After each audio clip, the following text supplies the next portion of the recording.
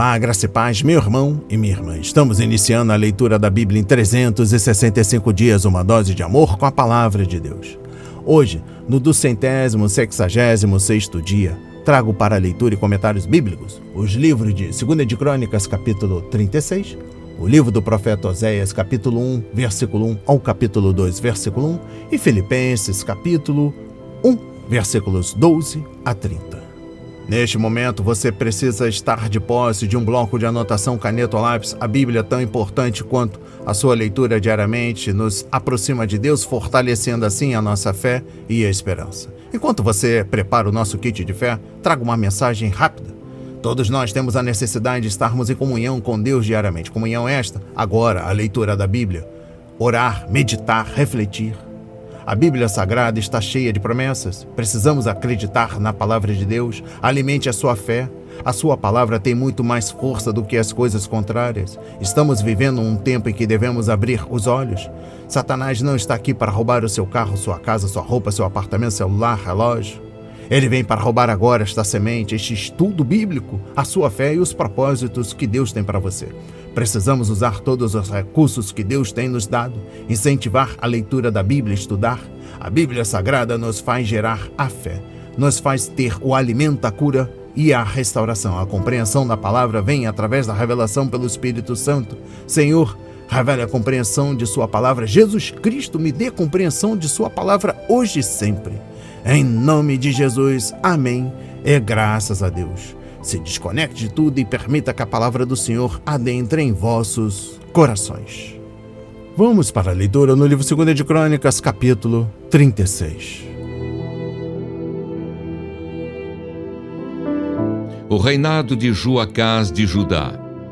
O povo da terra tomou Joacás, filho de Josias, e o fez rei em lugar de seu pai em Jerusalém. Joacás tinha 23 anos de idade quando começou a reinar e reinou 3 meses em Jerusalém. Porém, o rei do Egito o depôs em Jerusalém e impôs à terra um tributo de 3.400 quilos de prata e 34 quilos de ouro. O rei do Egito colocou Eliaquim, irmão de Joacás, como rei sobre Judá e Jerusalém, e mudou o nome dele para Jeoaquim. Mas Neco levou Joacás, irmão de Eliaquim, para o Egito. O reinado de Jeoaquim de Judá. Jeoaquim tinha 25 anos de idade quando começou a reinar, e reinou 11 anos em Jerusalém. Fez o que era mal aos olhos do Senhor seu Deus. Nabucodonosor, rei da Babilônia, veio contra ele, amarrou-o com correntes de bronze para levá-lo para a Babilônia. Nabucodonosor levou também alguns dos utensílios da casa do Senhor para a Babilônia, onde os colocou no seu templo. Quanto aos demais atos de Jeoaquim, às abominações que cometeu e ao mais que se achou nele, está tudo escrito no livro da história dos reis de Israel e de Judá. E Joaquim, seu filho, reinou em seu lugar. O reinado de Joaquim de Judá. Joaquim tinha 18 anos de idade quando começou a reinar e reinou 3 meses e 10 dias em Jerusalém. Joaquim fez o que era mal aos olhos do Senhor.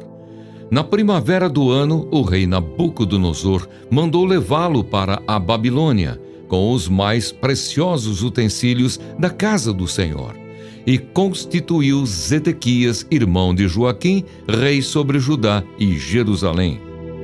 O reinado de Zedequias de Judá. Zedequias tinha 21 anos de idade quando começou a reinar e reinou 11 anos em Jerusalém.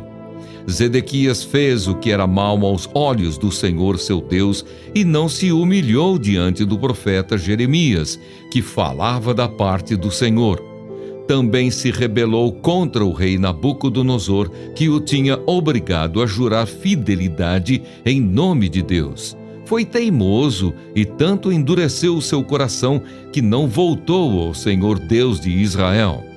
Também todos os chefes dos sacerdotes e o povo aumentavam mais e mais as suas transgressões, segundo todas as abominações dos gentios, e contaminaram o templo que o Senhor tinha santificado em Jerusalém. O Senhor, Deus de seus pais, sempre de novo falou-lhes por meio dos seus mensageiros, porque teve compaixão do seu povo e da sua própria morada. Mas eles zombaram dos mensageiros de Deus, desprezaram as palavras dele e debocharam dos seus profetas, até que a ira do Senhor veio sobre o seu povo, e não houve mais remédio. O cativeiro de Judá. Por isso o Senhor trouxe contra eles o rei dos caldeus, que matou os seus jovens à espada na casa do santuário deles. Não teve piedade nem dos jovens, nem das moças, nem dos adultos, nem dos velhos. Entregou todos nas mãos do rei dos caldeus. Todos os utensílios da casa de Deus, grandes e pequenos, os tesouros da casa do Senhor e os tesouros do rei e dos seus príncipes, tudo ele levou para a Babilônia. Os caldeus queimaram a casa de Deus e derrubaram a muralha de Jerusalém. Queimaram todos os seus palácios, destruindo também todos os seus objetos de valor. Os que escaparam da espada, a esses ele levou para a Babilônia, onde se tornaram escravos dele e de seus filhos, até o tempo do reino da Pérsia. Isto aconteceu para que se cumprisse a palavra do Senhor por boca de Jeremias, até que a terra desfrutasse dos seus sábados. Durante todos os dias da sua desolação, a terra repousou, até que os 70 anos se cumpriram. O decreto de Ciro. No primeiro ano do reinado de Ciro, rei da Pérsia, para que se cumprisse a palavra do Senhor por boca de Jeremias, o Senhor despertou o espírito de Ciro, rei da Pérsia, que ordenou que se proclamasse em todo o seu reino e que se pusesse por escrito o seguinte: Assim diz Ciro, rei da Pérsia: O Senhor Deus dos céus me deu todos os reinos da terra e me encarregou de lhe edificar um templo em Jerusalém, que fica em Judá. Aquele dentre vocês que for do seu povo, que suba a Jerusalém, e o Senhor, seu Deus, esteja com ele. Amém. Compreendendo o livro 2 de Crônicas, capítulo 36, trago o versículo 3. O faraó Neco prendeu Jeoacás na sede militar egípcia, em Ribla, e de lá o levou para o Egito, onde Jeoacás morreu, conforme 2 de Reis, capítulo 23, versículos 33 e 34. O profeta Jeremias havia pronunciado este acontecimento. Ele disse ao povo para não lamentar por Josias, mas sim para lamentar pelo exílio de seu filho e sucessor Jeoacás, pois ele jamais veria Judá novamente, conforme Jeremias 22, versículos 10 a 12. Ao contrário de Josias, seu pai, temente a Deus, Jeoacás foi um homem ímpio e um rei perverso, conforme 2 de Reis, capítulo 23, versículo 32, que mereceu o exílio. Exposição bíblica dos versículos 5 a 8. Jeoaquim foi um homem mau quando o profeta Urias o denunciou e, em seguida, fugiu para o Egito.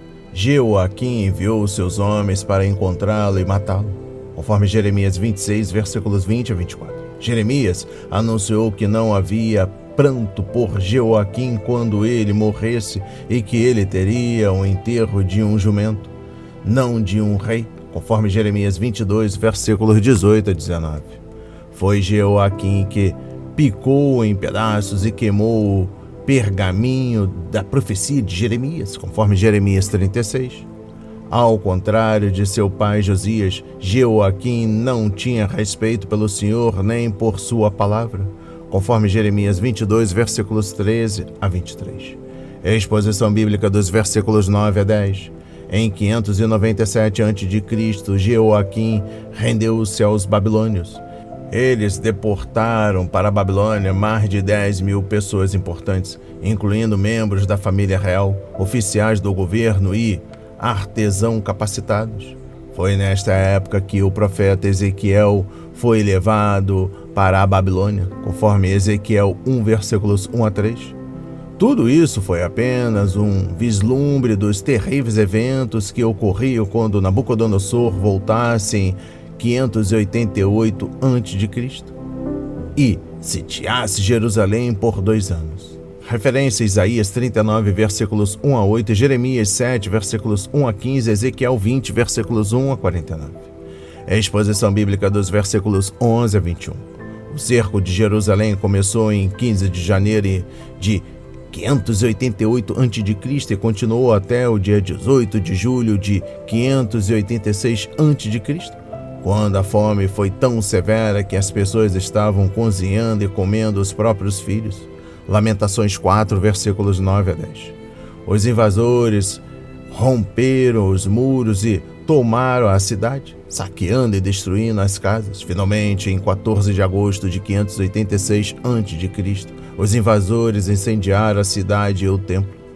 É a exposição bíblica dos versículos 17 a 21. O profeta Jeremias havia aconselhado Zedequias e seus oficiais a se entregarem a Nabucodonosor e, com isso, salvarem a cidade e o templo, conforme Jeremias capítulo 21. E também capítulo 38, versículos 1 a 6 e 14 a 28. Mas eles se recusaram a obedecer à palavra de Deus e prenderam Jeremias como traidor. Os oficiais colocaram-no sob guarda da corte e até o lançaram em uma cisterna abandonada, onde ele teria morrido se não tivesse sido resgatado, conforme Jeremias 38, versículos 10 a 13. Hipócrita e fraco, Zedequias pediu a Jeremias que consultasse Deus para saber o que ele deveria fazer, conforme Jeremias capítulo 21, mas depois recusou-se a aceitar a resposta do profeta. Zedequias pediu a Jeremias para orar por ele, conforme Jeremias 37, versículos 1 a 3. Mas o rei era um homem orgulhoso que se recusava a se humilhar e orar por si mesmo, conforme 2 de Crônicas capítulo 7, versículo 14, e também o capítulo 36, versículos 12 e 13. Compreendendo o versículo 20, uma vez que chegamos ao fim deste registro da trágica queda e destruição de uma grande nação, precisamos considerar algumas lições. Nenhum povo se sobressai em sua fidelidade na devida adoração de Deus. Israel dividiu-se em 2 reinos por causa dos pecados de Salomão, que se voltou para os ídolos a fim de agradar as suas esposas pagãs. Uma vez que o povo adorou falsos deuses e abandonou o Deus verdadeiro, o reino do norte, Israel, foi levado cativo pela Síria. Pouco depois, o reino do sul, Judá, sucumbiu e foi conquistado pela Babilônia. Nós nos tornamos como o Deus a que adoramos, esse Deus minúsculo, conforme Salmos 115, versículo 8. E se nos recusamos a adorar ao verdadeiro Senhor dos céus e da terra, nos tornamos tão impotentes como os ídolos que nos fascinam. A exposição bíblica dos versículos 21 a 22, da primeira deportação após a invasão de Judá por Nabucodonosor em 606 a.C., ao decreto de Ciro em 538 a.C., passaram-se mais ou menos 70 anos, o período de exílio anunciado por Jeremias, conforme capítulo 25, versículos 11 e 12, e capítulo 29, versículo 10, do livro do profeta Jeremias. A terra prometida estava tão contaminada e maltratada pela idolatria e pela desobediência que precisava de décadas de descanso para se preparar para a volta e o novo começo do remanescente, conforme Levítico 26, versículos 34 e 35 e versículo 43. E eu encerro a compreensão do livro 2 de Crônicas, capítulo 36, com a exposição bíblica dos versículos 22 e 23. Conforme o livro de Esdras, capítulo 1, versículos 1 a 4, o registro bíblico não termina com a triste nota de destruição e humilhação. Em vez disso, ele inclui esta proclamação de Ciro de que o remanescente judeu poderia voltar para sua terra e reconstruir Jerusalém e o templo. O livro seguinte, Esdras, começa com essa proclamação e conta a história da volta do remanescente para a terra. Vamos para a leitura no livro do profeta Oséias, capítulo 1, do versículo 1 ao capítulo 2, versículo 1. Palavra do Senhor que foi dirigida a Oséias, filho de Beeri, nos dias de Uzias, Jotão, Acás e Ezequias, reis de Judá, e nos dias de Jeroboão, filho de Joás, rei de Israel. A mulher e os filhos de Oséias. Quando pela primeira vez o Senhor falou por meio de Oséias, o Senhor lhe disse: Vá e case com uma prostituta e tenha com ela filhos de uma prostituta, porque a terra se prostituiu, desviando-se do Senhor. Então Oséias foi e casou com Gomer, filha de Diblaim, que ficou grávida e lhe deu um filho. E o Senhor disse a Oséias: Ponha nele o nome de Jezreel, porque daqui a pouco castigarei a casa de Jeú por causa do sangue derramado em Jezreel. Vou acabar com o reino da casa de Israel. Naquele dia, quebrarei o arco de Israel no vale de Jezreel. Gomer ficou grávida outra vez e deu à luz uma filha. Então o Senhor disse a Oséias: Ponha nela o nome de Lo-ruamá, porque não voltarei a ter compaixão da casa de Israel, para lhe perdoar. Porém, da casa de Judá eu terei compaixão e os salvarei pelo Senhor seu Deus. Porque não os salvarei pelo arco, nem pela espada, nem pela guerra, nem pelos cavalos, nem pelos cavaleiros. Depois de ter desmamado Lo-ruamá, Gomer ficou grávida mais uma vez e deu à luz um filho. E o Senhor disse: Ponha nele o nome de Lo-ami, porque vocês não são o meu povo, nem eu serei o seu Deus. A futura grandeza de Israel. Todavia o número dos filhos de Israel será como a areia do mar, que não se pode medir nem contar. E acontecerá que no lugar em que lhes foi dito: Vocês não são o meu povo, ali mesmo se dirá a eles: Vocês são filhos do Deus vivo. Os filhos de Judá e os filhos de Israel serão reunidos e constituirão sobre si uma só cabeça. Eles se levantarão da terra, porque grande será o dia de Jezreel. Chamem seus irmãos de Ami e suas irmãs de Ruamá. Amém. Compreendendo o livro do profeta Oséias, capítulo 1, versículo 1. Oséias cita 4 reis de Judá e apenas um de Israel, Jeroboão II. Os reis de Judá, sem dúvida, pertenciam à dinastia de Davi, a única linhagem que o Senhor aceitou, conforme 1 de Reis, capítulo 11, versículo 36, capítulo 15, versículo 4. Os reis de Israel formaram um grupo de ímpios que seguia os pecados do primeiro a ocupar o trono do rei do norte, Jeroboão I, e se recusava a se arrepender e se voltar para Deus. Conforme 2 de Reis, capítulo 13, versículo 6. Que tempo era este para servir a Deus?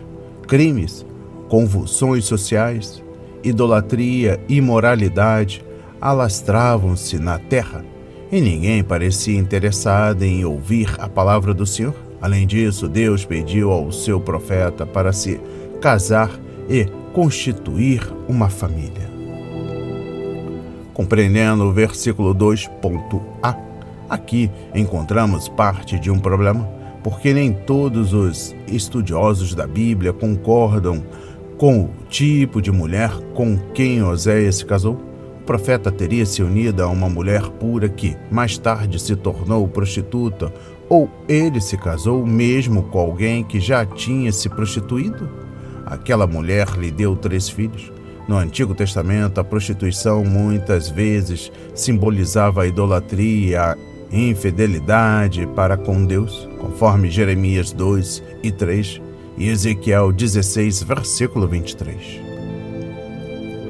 Compreendendo o versículo 2.b.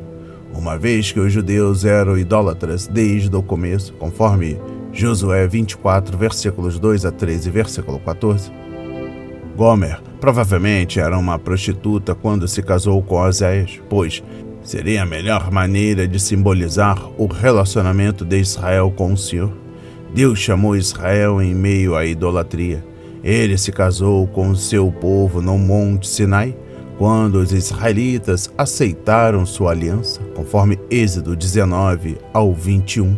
Então, ele se entristeceu com o povo quando este o abandonou para ficar com os falsos deuses da terra de Canaã. Assim como Gomer, Israel começou como um idólatra, casou-se com o Senhor e, por fim, voltou para a sua idolatria. Exposição bíblica dos versículos 3 a 9. Como no caso dos dois filhos de Isaías, conforme Isaías 7, versículo 3 e capítulo 8, versículo 3, e de muitas outras pessoas na Bíblia, os 3 filhos de Gomer receberam nomes significativos escolhidos pelo Senhor. Compreendendo o versículo 4, com o nascimento do filho de Oséias, Deus anunciou que vingaria o sangue inocente derramado por Jeú e daria fim à dinastia daquele rei em Israel. Isso se cumpriu em 752 a.C., quando Zacarias, o tetraneto de Jeú, o último da sua dinastia para reinar, foi assassinado, conforme 2 de Reis, capítulo 10, versículo 30. Deus também anunciou que todo o reino de Israel chegaria ao fim com a derrota de seu exército, que ocorreu em 724 a.C. Exposição bíblica dos versículos 6 e 7. Deus amava seu povo e havia provado isso de muitas maneiras. Neste momento, contudo, ele disse que retiraria esse amor e não mais mostraria sua misericórdia. A expressão do amor de Deus é, sem dúvida, incondicional. Mas nosso deleite nesse amor depende de nossa fé e obediência, conforme Deuteronômio 7, versículos 6 a 12, 2 de Coríntios, capítulo 6, versículos 14 ao capítulo 7, versículo 1. O Senhor permitiria que os assírios engolissem o reino do norte, mas protegeria o reino do sul, Judá, conforme Isaías 36 e 37, 2 de Reis, capítulo 19. A exposição bíblica dos versículos 8 a 9. Loami era o terceiro filho, e seu nome significa não meu povo. Deus não só retiraria sua misericórdia de seu povo, mas também renunciaria à aliança que havia feito com ele. Seria como um homem se divorciando de sua esposa e dando as costas para ela, ou como um pai rejeitando o próprio filho. Referência a capítulo 11, versículo 1 e Êxodo 4, versículo 22. Exposição bíblica do capítulo 1, versículo 10 ao capítulo 2, versículo 1.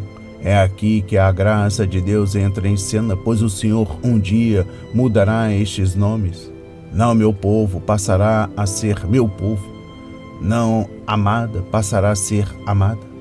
Esses nomes refletem um novo relacionamento da nação com Deus, pois todos serão filhos do Deus vivo. Judá e Israel irão se unir como uma só nação e se submeter ao governo de Deus.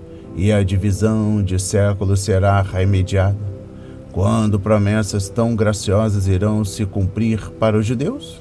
Quando eles reconhecerem o Messias deles em seu retorno, confiarem nele e passarem por sua purificação, conforme Zacarias 12, versículo 10 ao capítulo 13, versículo 1. Então, eles entrarão no reino dele e as promessas dos profetas se cumprirão, conforme Isaías capítulo 11 e 12, capítulo 32, capítulo 35, Jeremias 30 ao 31, Ezequiel 37, Amós 9, versículos 11 a 15. Os 3 filhos de Oséias e Gomer ensinaram-nos sobre a graça de Deus. Capítulo 2. E eu encerro a compreensão do livro do profeta Oséias, capítulo 2. Trago o versículo 1. Oséias era, antes de tudo, profeta do amor, mas, ao contrário de alguns mestres de hoje, Ele não minimizou a santidade de Deus. A Bíblia diz que Deus é amor, conforme 1 João capítulo 4, versículos 8 e 16. Mas também declara que Deus é luz, nele não há trevas alguma, conforme 1 João capítulo 1, versículo 5. O amor do Senhor é um amor santo, não uma emoção sentimental que tolera o pecado e mima pecadores. Vamos para a leitura no livro de Filipenses, capítulo 1, dos versículos 12 a 30. A situação do apóstolo e o progresso do Evangelho. Quero ainda, irmãos, que saibam que as coisas que me aconteceram têm até contribuído para o progresso do Evangelho, de maneira que toda a guarda pretoriana e todos os demais sabem que estou preso por causa de Cristo. E os irmãos, em sua maioria, estimulados no Senhor por minhas algemas, ousam falar a palavra com mais coragem. É verdade que alguns proclamam Cristo por inveja e rivalidade, mas outros o fazem de boa vontade. Estes o fazem por amor, sabendo que estou incumbido da defesa do Evangelho. Aqueles, porém, pregam Cristo por interesse pessoal, não de forma sincera, pensando que assim podem aumentar meu sofrimento na prisão. Mas que importa, uma vez que de uma forma ou de outra Cristo está sendo pregado, seja com fingimento, seja com sinceridade. Também com isto me alegro, sim, sempre me alegrarei. Porque estou certo de que pela súplica de vocês e com a ajuda do Espírito de Jesus Cristo, isso resultará em minha libertação. Minha ardente expectativa e esperança é que em nada serei envergonhado, mas que com toda a ousadia, como sempre, também agora, Cristo será engrandecido no meu corpo, quer pela vida, quer pela morte. Porque para mim o viver é Cristo e o morrer é lucro. Entretanto, se eu continuar vivendo, poderei ainda fazer algum trabalho frutífero. Assim não sei o que devo escolher. Estou cercado pelos dois lados, tendo o desejo de partir e estar com Cristo, o que é incomparavelmente melhor. Mas por causa de vocês, é mais necessário que eu continue a viver. E convencido disto, estou certo de que ficarei e permanecerei com todos vocês para que progridam e tenham alegria na fé. Desse modo, vocês terão mais motivo para se gloriarem em Cristo Jesus por minha causa, pela minha presença, de novo, no meio de vocês. A unidade cristã na luta. Acima de tudo, vivam de modo digno do Evangelho de Cristo, para que, ou indo até aí para vê-los, ou estando ausente, eu ouça a respeito de vocês, que estão firmes em um só espírito, como uma só alma, lutando juntos pela fé do Evangelho e que em nada se sentem intimidados pelos adversários. Pois o que para eles é prova evidente de perdição, para vocês é sinal de salvação, e isto da parte de Deus.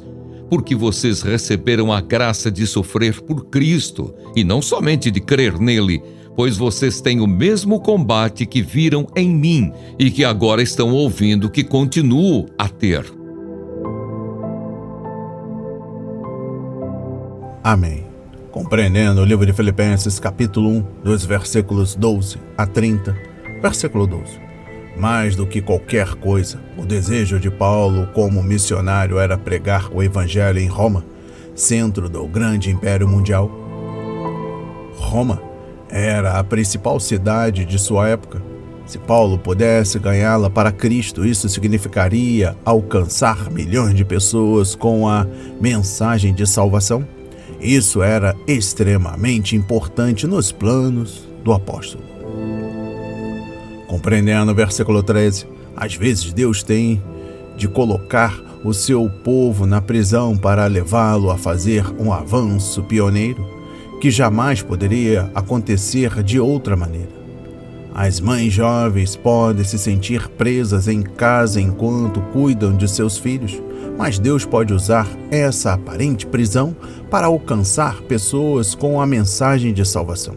O segredo é este: quando você está decidido, considera as suas circunstâncias como oportunidades dadas por Deus para a expansão do Evangelho e se alegra com o que o Senhor fará, em vez de se queixar do que ele não fez. Compreendendo o versículo 14, Deus ainda quer que os seus filhos levem o Evangelho a novas áreas. Ele quer que sejamos pioneiros e às vezes dispõe as circunstâncias para que não sejamos nada mais do que isso. Na verdade, foi assim que o Evangelho originalmente chegou a Filipos. Paulo tentou entrar em outro território, mas Deus várias vezes fechou as portas para ele. Referência a Atos 16, versículos 6 a 10. Paulo queria levar a mensagem ao leste, para a Ásia, mas Deus o conduziu na direção oposta, rumo à Europa. A exposição bíblica dos versículos 15 a 19, Paulo pôde se alegrar, não com o egoísmo de seus críticos, mas com o fato de que Cristo estava sendo pregado. Não havia inveja no coração do apóstolo, não importava que alguns fossem a seu favor e outros contra ele. Tudo o que importava era a pregação do Evangelho de Jesus Cristo. A exposição bíblica dos versículos 20 a 26. Por causa da prisão de Paulo, Cristo foi conhecido, conforme versículo 13. E por causa dos críticos do apóstolo, o nome de Jesus foi pregado, conforme versículo 18. Mas, por causa da crise de Paulo, honra foi dada a Cristo, conforme versículo 20. Era possível que, para Roma, Paulo fosse visto como um traidor que deveria ser executado. Seu julgamento preliminar, ao que parece, passou a ser a seu favor. O veredicto final, no entanto, ainda estava por vir, mas o corpo de Paulo não era seu, e seu único desejo, porque ele estava decidido, era engrandecer a Cristo em seu corpo. E eu encerro a leitura da Bíblia em 365 dias e também da compreensão do livro de Filipenses, capítulo 1, dos versículos 12 a 30. Trago a exposição dos versículos 29 a 30. Podemos ver 3 incentivos nestes versículos. Primeiro, estas batalhas provam que somos salvos. Versículo 29. Não só cremos em Cristo, mas também sofremos por Ele. Paulo chamou isso de participação em seus sofrimentos, conforme capítulo 3, versículo 10. Segundo, a presença de conflitos é um privilégio. Sofremos por ele, conforme capítulo 1, versículo 29. Na verdade, Paulo disse que esse conflito nos foi dado, portanto, é uma dádiva. Se estivéssemos sofrendo por nós mesmos, isso não seria um privilégio algum, mas, uma vez que estamos padecendo por Cristo e com Ele, isso é uma grande e santa honra. Afinal, Ele sofreu por nós e nossa disposição de sofrer por Ele é o mínimo que podemos fazer para demonstrar-lhe nosso amor e gratidão. Um terceiro incentivo é este. Outros estão passando pelo mesmo conflito, conforme versículo 30. Satanás quer que pensemos que estamos sozinhos na batalha e que as nossas dificuldades são incompatíveis, mas não é esse o caso.